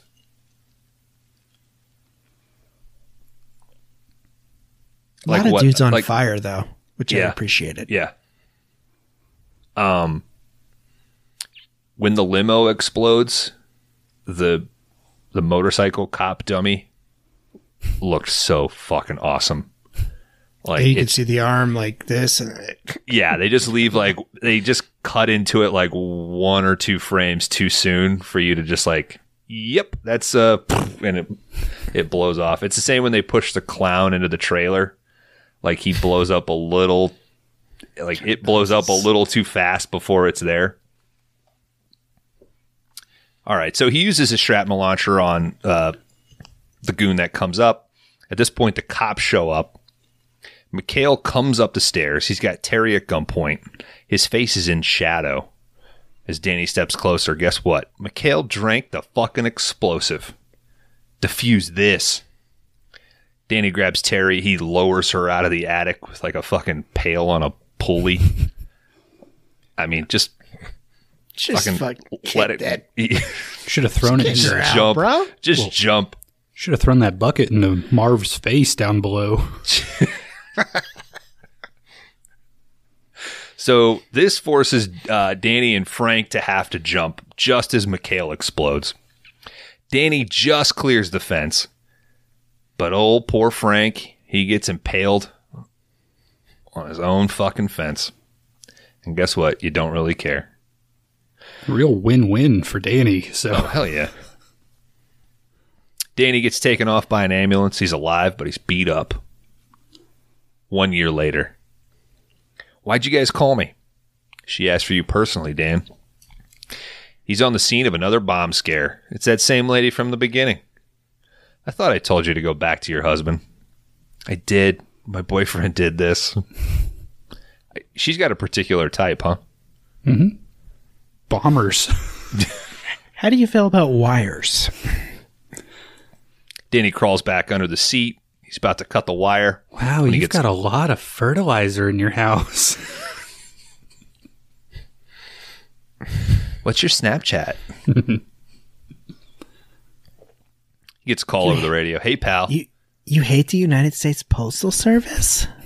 That's weird. Wow, this is such a nice Winnebago in your backyard. You see patterns others don't? You're a mathematician and you're moving to a cabin in Montana? That sounds intriguing. You're the front man for a rock band that plays in Action USA? What's your problem with Oklahoma City? Wasn't there a connection with that? What was that? That was his... Lawnmower Man was his favorite movie. Yeah, but wasn't there like a bit Koresh. Wasn't there a bit with like Koresh and the band in Action USA at the bar? The Timothy McVeigh's or something. Yeah. It's all running together, man. We're so close. All right.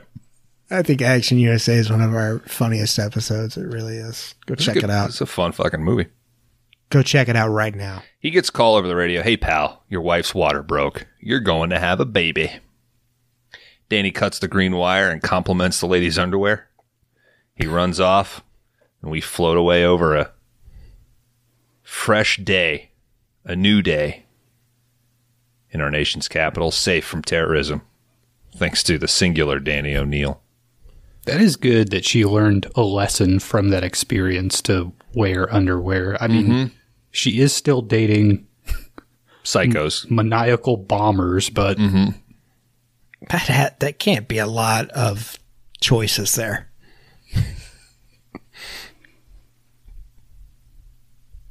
Like 3. I would admit it. What? That are open bombers? Yeah, I mean, that's her thing, so... Oh, these fucking freaks get a load of this blonde who doesn't wear underwear. They're fucking unloading all their fucking conspiracy theories and shit. I could do it. I could build a bomb. I wrote you a manifesto. Please go on a date with me. You hot, baby? Look at this. I'm connecting this wire to this AA battery. I call this haiku manifesto. Guys, that's the end of Livewire 1992. Dan, you got anything trivia on this bad boy? Not much out there, Bones. Like I said, we covered the Germany release on September 24th of 1992. It did have a budget of $9 million, but like I said, it probably was a direct-to-video here in the United States. There was also one other interesting thing. It said Pierce Brosnan waxed his whole body for this role. So I thought that was the only funny one I really seen. And then another actor and him worked on The Matador together. So that was about it. Not much for Livewire from 1992. Wonder if Madonna the Robot did any movies after this. I think she pivoted. I think she went into management, actually. You think somebody has that? Somebody's got Madonna somewhere. Actually, Madonna might have got canceled. She was openly squeezing asses on the set.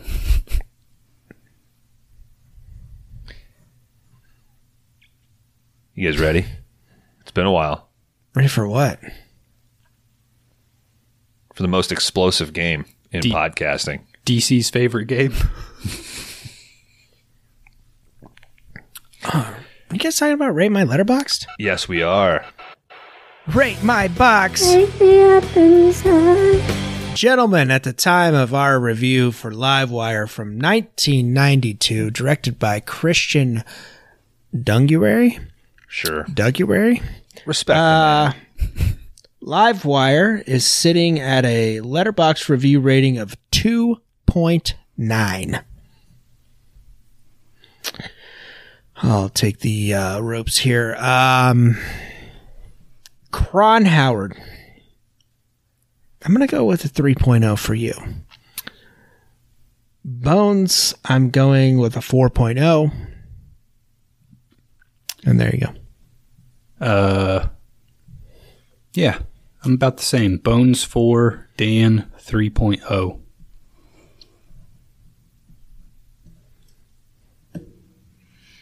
Let's go 3s for the both of yous.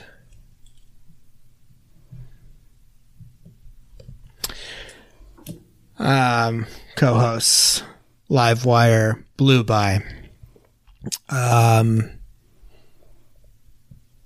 Danny, leave your wife, bro. This is a fucking good time. He's fighting a clown. We got him just yelling at everybody to stay the fuck away from his wife. We got senators getting blown up. Those effects look great, I thought. Like I said, good to see some guys finally catching on fire. It's been a while here on 5-Day Rentals. And yeah, man, I wish we got some more of the water explosive thing going on. Maybe a few more people, but yeah, it's a good time, dude. Got him doing fucking Home Alone type shit at the end. So yeah, it's just a 3.0 for me. I had a good time. All right, guys, I'll kind of echo what Dan said. This movie is just as fun as could be. Doesn't take itself too seriously. Cooks at 85 minutes. I mean, you don't have a moment to get bored while you're watching it. So the structure is awesome. And yeah, you get guys on fire. You get just a crazy set of, improvised bombs at the end of the movie. And best of all, you get a fucking clown exploding in the middle of this thing. It's hard not to like what you see. Even the kind of lower end effects, the people's eyes get all crazy red. Like that looks really good. I don't know. There's nothing really that when I watched this that I was like, well, I like it, but there's this thing. There's none of that. It's just fun. I do think there have been a few movies like Stone Cold where I look back on it and I'm like, you know what? I rated that movie too low. I'm not making that same mistake here. I'm giving this bad boy 3.5. Ooh.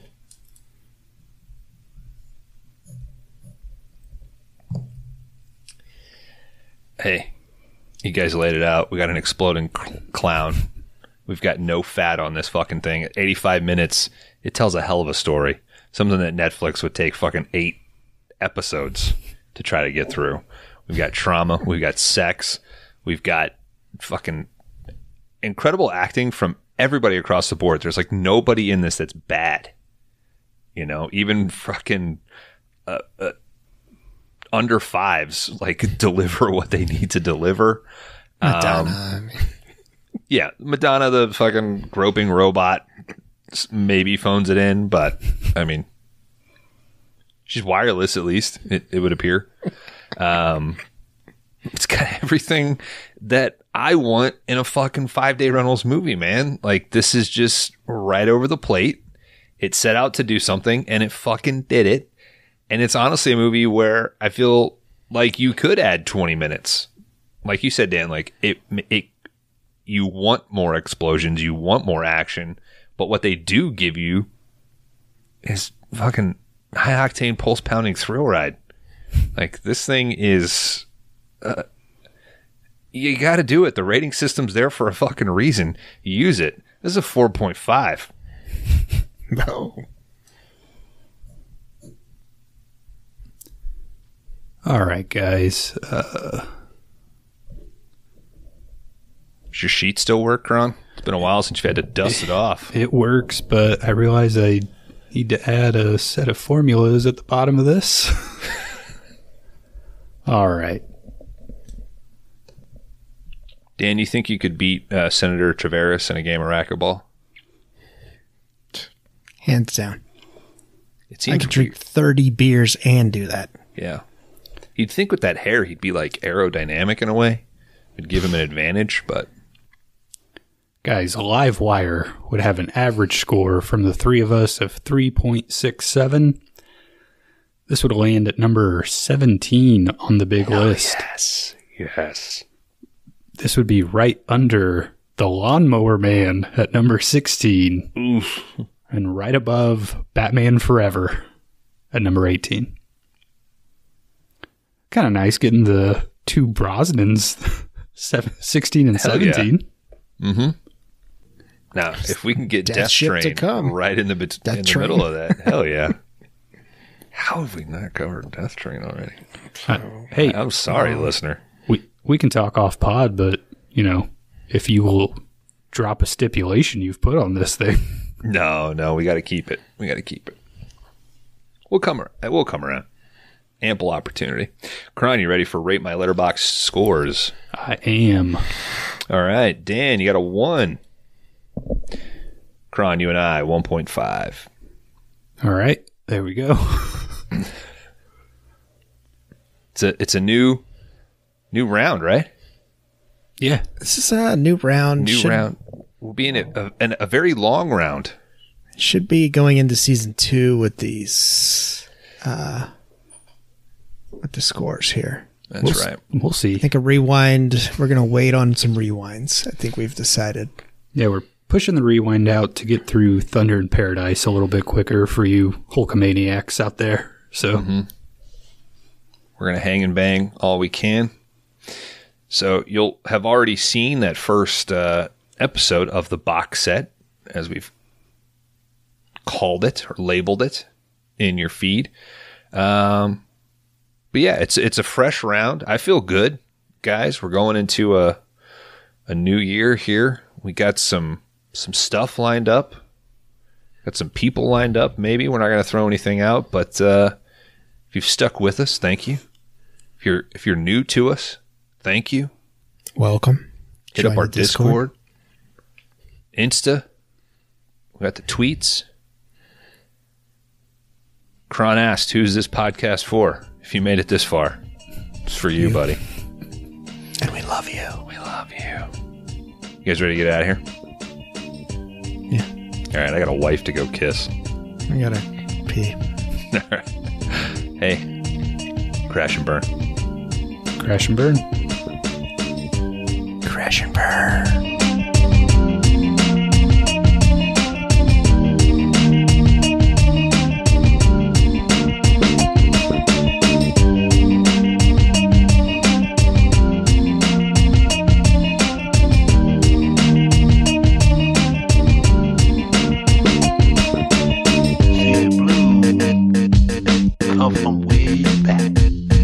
Welcome back, folks, to the 5-Day Rentals podcast. You are on with us with the after shower show, so hopefully you got all the human remains washed off of you from all the fucking bodies exploding there in live wire.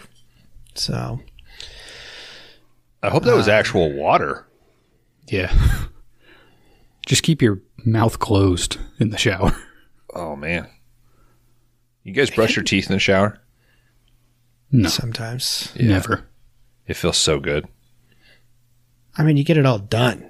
Yeah. Like, you just get out and get dressed. Mm-hmm. What, are you pooping in there? Yeah, you waffle stomp. Yeah. I take the thing out so it'll just slide right down. You waffle stomp and then you pee on your toes and it kills any of the bacteria. Just use soap. I got my own pee. I mean, you wash up, you brush your teeth, you get out, you fucking helicopter to see if maybe you can get laid, but, you know. But you're not a senator, so she's not interested. I gotta go to work. I guess if I just let the toothpaste run down my neck and my body, I can just use that as soap. It's abrasive. If I helicopter, I get air. Got to replace the ceiling a few times? Mm-hmm. I guess refrain from that, Kron. Yeah, I'll tunnel if I get going too quick. You'll dig a trench through the tile floor. Yeah. Shit. Damn. That's a whole nother podcast. Shit. The Bond is not enough is our category. We covered Live Wire from 1992, directed by Mr. Christian Dungery.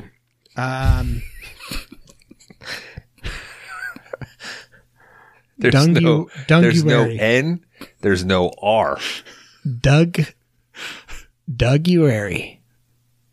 Dungway. Dugway. Is it D-U... Dugway? I think it's Dugway. I like dungaree. Just stick with that. Like Paraguay, but I'm gonna D-U have, Dugway. I'm going to tell you right now, I'm going to have trouble with the last name How? of this we're going to do. Why did we decide that we should speak into microphones? I'm a Midwest white trash idiot. Like, why do you guys let me on here every week? Speaking of white, I was going to make a reference like I shouldn't use whitening toothpaste if I was going to wash with it because I'm white enough. Like I don't need. I can just use some Toms, you know. It's winter.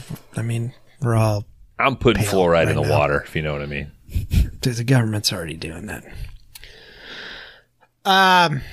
The bond is not enough. So we said live you wire. think the government's putting fluoride into the water? That's so interesting. Isn't that a What fact? What else do you think about the government? Fucking media, man.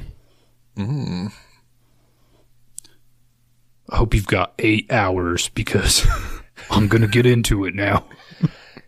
My vagina just got so wet that the gum fell out. I blew a bubble. If you're just catching that, that's a joke that we did in this episode. Go back. Yeah, if you skip to the end for to hear this the next section, you movie. fucking psycho. To see if there's a good movie coming up. If they're doing that now, they've learned that lesson. The fucking vagrant, what? And by the way, fuck both of you for telling whatever Dan brings us to fucking vagrant, or it's both my picks, dickwads. That was the joke, man. Yeah, I heard it. Anyway, the bond is not enough. We covered Livewire from 1992. Obviously, it's number 17. It's a great fucking movie here on 5 Day Rentals. Go check it out. Fun as fuck. It's fucking great. I liked it. Good pick, Bones. Thank you. Thank you for the pick. Thank you for the category. When you announced the category, my mind went to one place and one place only. But Laundry Dan does his research. There was one film that I was interested in, but it is not available anywhere to rent. You'd have to buy it and blah, blah, blah, blah, blah. So I automatically went back to my first choice.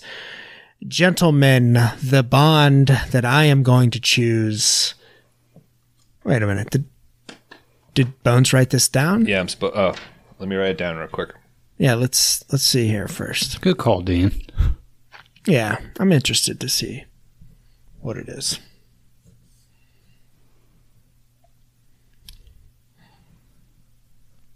It's Tombstone, but Oh, hell yeah. Go ahead. I want to see what your choice is. You have to announce it and I'll hold it up. I'm not going to give it away so you can pivot. How am I going to pivot? I already have it picked. Yeah, but what if you have 2 picks and you set this whole thing up to make me look like an idiot? How do I know you're not going to scratch it out after I say it and write it? Because you'd see a scratch out over the name. Good right? point. Idiot. Gentlemen, the Bond that I am choosing is Sean Connery. And the movie was always going to be Highlander. It had to be. So, duh. Anybody could have called that. Not know why we're celebrating. Because I'm fucking excited to talk about Highlander and I don't have to do notes. Highlander was a film that Bones logged and unlogged quickly on Letterboxd. I seen that. I knew. And then he made a comment like, I logged one the other day. Had to take it off. And I was like, yeah, I totally seen it. But anyway, yeah, we're doing Highlander from 1986, directed by Russell Mulcahy? Mulcahy. Mulcahy? There's no M in that last name. Dungaree. Dungary. Just, of course, Dan, just do first name, last initial from now on. Christopher Lambert. Lambert. Sean Connery. No, it's Lambert. Is it really Lambert? Yeah. I think it's Christopher Lambert. It's Lambert. Yeah. Bert. I'm a fucking American. This is Bert. But yeah, gentlemen, we are doing Highlander from 1986. Oh, yeah. So I hope you're satisfied. When I made this pick, it's taken so long that it's currently not streaming on HBO Max anymore. So Cool. guess you gotta rent it. We had other business to take care of, so yeah, it got taken off. I think for January, but fuck. Kron, you seen Highlander? You know, I have seen Highlander 1. I don't know if I've seen any of the others past that. And it's been a really long time. Probably have not seen this since like high school. So maybe in next week's after showers, I'll give you a quick rundown of what happens in Highlander 2. how many are there? Are there just 2? There's 4. It's a weird. I think they made 2, and then they did a show, Yep. and then it kind of veers off, and then I think they came back, and there were like 2 or 3 more. So it's a weird franchise. Oh, did they call the most recent Fivelander? Because if they didn't, they fucked up so bad. My thing is what happened in 1 and what happened in 2. That's the, like, I know, I just haven't separated that yet. So, because it used to play all the fucking time. It is one of the more wild retcons. So, thank you, Dan. I'm so fucking stoked. We're going to have a blast. This thing, it's like 2.5 hours, right? Well, I got the director's cut, so. Oh, shit. Yeah. It is a beast, man.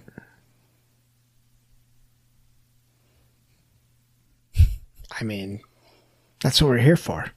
We should also have a special guest coming in for this episode, but we'll just say that. If we don't, stuff happened. They listened to the pod and realized what they were doing.